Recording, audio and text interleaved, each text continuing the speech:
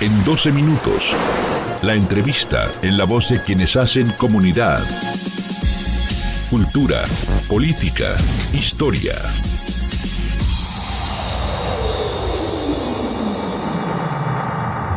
En la línea telefónica me da muchísimo gusto saludar a Héctor Aguilar Camín, autor del libro que ya lo hemos comentado aquí, por cierto, Nocturno de la Democracia Mexicana. Y en los últimos días Héctor ha hecho unas extraordinarias reflexiones sobre las formas del poder de Andrés Manuel López Obrador. Héctor, qué gusto saludarte, ¿cómo estás? Muy bien, Diego, ¿cómo están? Oye, pues a ver, ¿cómo estás viendo tú estas formas del poder de Andrés Manuel López Obrador en estos 70 días verdaderamente vertiginosos? Pues sí, la palabra es buena, vertiginoso, muy rápido. Es una, ofensiva, camino a la captura del poder.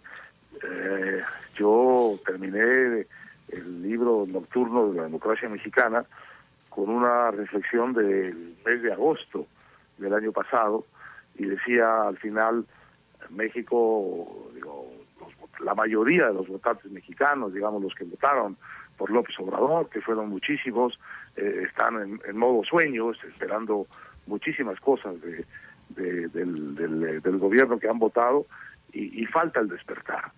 La verdad que lo decía con un toque irónico y escéptico, pero nunca pensé, Diego, realmente que viniera tan rápido lo que está de alguna manera sugerido, anunciado en ese libro, o por lo menos tratando de pensar en esa posibilidad.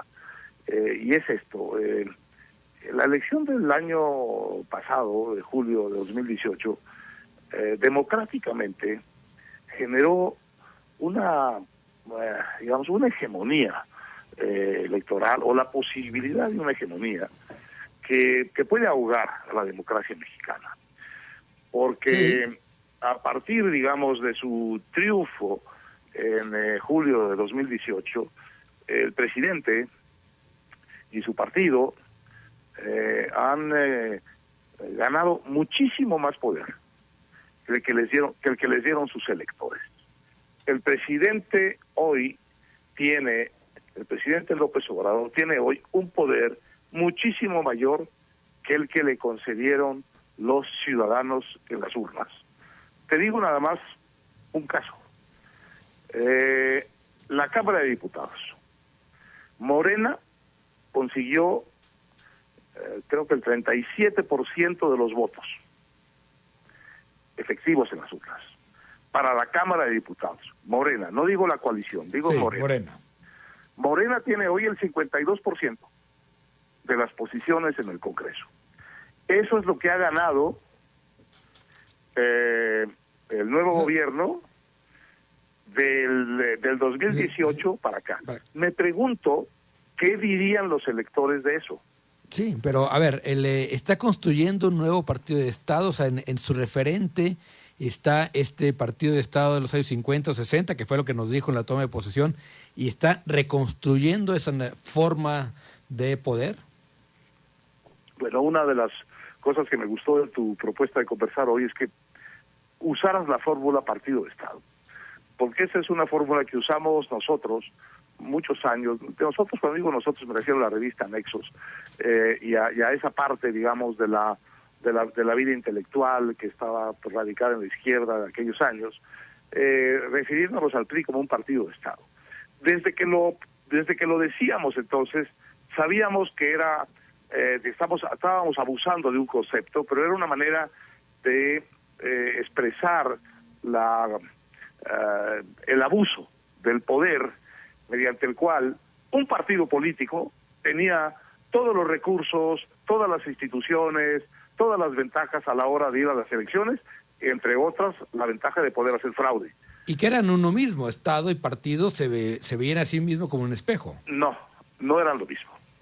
Porque dentro del Estado, a diferencia del partido de Estado, digamos, de la Unión Soviética, o de la República Popular China, o del Vietnam heroico, o de Cuba, en la idea de un partido en el poder en México, el PRI en su momento de mayor esplendor, siempre había, Diego, acuérdate, espacios para la oposición. podía ser pequeña. Desde los, incluso de los 60 ridícula. para adelante sí, ¿no? Bueno, es que de esos embriones que quedaban ahí, es de lo que luego vino la transición democrática. Claro. En Cuba, donde hay un partido de Estado, es imposible que haya una expresión democrática partidaria fuera del partido de Estado. De manera que en México, incluso en la época de mayor hegemonía del PRI, el PRI nunca fue un partido de Estado, fue un partido hegemónico, que tenía la mayoría absoluta y constitucional en casi en todos los ámbitos de la vida política. Pero seguían existiendo partidos, a veces paleros del propio PRI, como el PARM, no sé si... El PARM, el PPS, le dice ¿no? algo a nuestros oyentes. Sí, no, yo creo que ya no, ¿verdad? Esa sigla, o el PPS, ¿no? Pero también existe el PAN. Y luego, en medio de esa, digamos, de ese espacio en donde el PRI no era el único partido, sino el partido hegemónico, sí, apareció la decisión del PRI en el 88, cosa absolutamente impensable claro, en el comunismo soviético o en el comunismo chino o en el Partido de Estado cubano. Entonces, ¿qué está construyendo Andrés Manuel?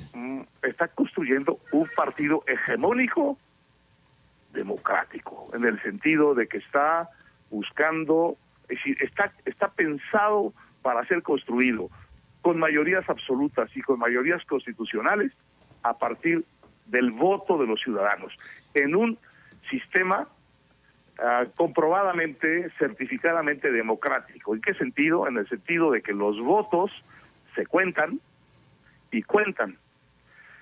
Y esto es lo que hace realmente más preocupante el tema de la hegemonía de este partido en el gobierno, de este partido hegemónico del gobierno que se llama Morena, porque tiene la anuencia de los ciudadanos. La anuencia de los votos. La anuencia de los ciudadanos, los votos no son más que ciudadanos votando. Esto es lo que a mí me preocupa más, que hayamos, y es un poco el tema de mi libro, que después de 20 años o 25, como los quieras poner, de transición democrática o 30, los votantes mexicanos hayan decidido volver a su costumbre política, de querer la costumbre política mexicana, de la historia de México, desde la independencia, de querer grandes gobiernos, de querer presidentes todopoderosos, de caudillos providenciales, Santana, Juárez, Díaz, los presidentes del PRI, luego la transición democrática, la frustración con los años de nuestra democracia, que tiene muchas razones para que nos haya frustrado. Sí, claro. Y luego el regreso. Bueno, olvidémonos de la democracia y de sus fragilidades, volvamos completos, pero ahora con votos reales, a un gobierno hegemónico y a un partido hegemónico. Y eso sí que es preocupante porque, por todos los indicios que uno tiene, este enorme poder político y de convicción del gobierno de López Obrador, de él mismo como líder político, está puesto al servicio, primero, de un gobierno muy errático, que no cumple las cosas, que no entrega, como dicen, las cosas, los resultados que se esperan de él, pero sobre todo al servicio, Diego, de cosas muy viejas. Cuando uno oye que lo que quiere López Obrador es volver al desarrollo estabilizador, suena fantástico. A ver, tiene una matriz ideológica vieja, ¿no? A ver, aquí está, Augusto Chacón te quiere preguntar algo, Héctor. ¿Qué tal, Héctor? Buenas noches. Bueno, luego de escuchar Bien, gracias. Encantado de saludarte. Luego de escuchar tu tan contundente postura y con conceptos también estudiados y con bien puestos en la historia del país, una pregunta sobre tu libro. ¿Por qué usar una figura estética para nombrarlo? Nocturno de la democracia es muy bonito, pero el nocturno siempre nos remite, como dice una estudiosa de la literatura argentina, la percepción minuciosa de los escasos ruidos de la noche. ¿Por qué usar ese nombre? Bueno, porque es un libro producto de cierta frustración generacional, en el sentido de que yo llevo muchos años esperando que este país encuentre su camino hacia la prosperidad, hacia la equidad y hacia la democracia. Y la verdad es que ha tenido todos los recursos para hacer eso. Y estoy apostando a eso desde que López Portillo me convenció de que este país no estaba destinado a ser un país del tercer mundo, sino que podía ser un país de la abundancia. Y luego me convenció Salinas de que podía ser un país del primer mundo.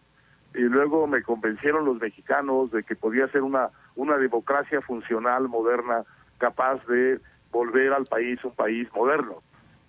Y entonces, después de tantas, digamos, esperanzas mías, generacionales fallidas, veo ahora aparecer un gran líder político que tiene las ideas, según yo, completamente equivocadas de lo que este país tiene que hacer en materia económica, y sobre todo en materia económica.